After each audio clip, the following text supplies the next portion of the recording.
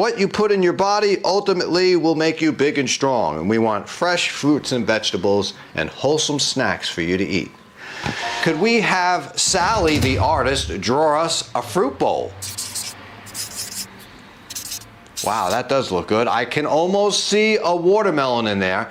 Can you spot the watermelon, boys and girls? Watermelon, all these fun, delicious flavors. Thank you, Sally. Today we got a great day for you. And could you draw us one of my other favorite fruits, which is a banana? Bananas are great because you can take them and snack on them at a later time, right? Put them in your school bag, leave them hanging out in the corner, bring them to a friend's house, however. But the banana is great because when you're ready, you'll snap the top, open it up, and eat it.